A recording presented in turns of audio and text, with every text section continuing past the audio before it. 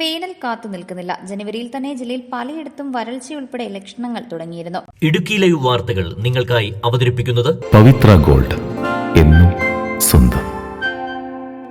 ജില്ലയിൽ ചിലയിടത്ത് ചെറിയ തോതിൽ മഴ ലഭിച്ചെങ്കിലും പകൽ താപനില ഉയർന്നു തന്നെ നിൽക്കുകയാണ്. വരും ദിവസങ്ങളിൽ ചൂട് വർദ്ധിക്കുമെന്നാണ് സൂചനകൾ. അന്തരീക്ഷ താപനില വർദ്ധിക്കുമ്പോൾ അതിനോടൊപ്പം കരുതിയിരിക്കേണ്ട ഒരു അപകടമാണ് നിർജ്ജലീകരണം. ഇതിന് പിന്നാലെ മറ്റ് ആരോഗ്യ പ്രശ്നങ്ങളും വരാം. കരുതലോടെ ഇരുന്നാൽ നിർജ്ജലീകരണത്തിൽ നിന്ന് നമുക്ക് സ്വയം സംരക്ഷിക്കാനാകും. News desk Idukki live. Idukki live വാർത്തകൾ നിങ്ങൾക്കായി അവതരിപ്പിച്ചത് ലൈക്ക് എന്ന് നമ്മുടെ കൂടെ ഉണ്ടാവണമെന്ന് ആഗ്രഹിക്കുന്നത്. കൂടെ ഉണ്ടാകുമ്പോൾ ഒരു കോൺഫിഡൻസ് ആണ് ഫീൽ ചെയ്യുന്നത്.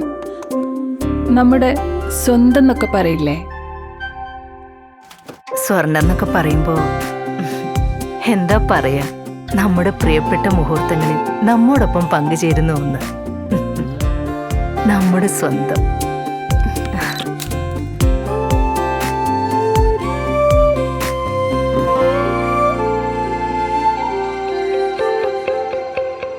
പവിത്ര ഗോൾഡ്, എന്നും സ്വന്തം.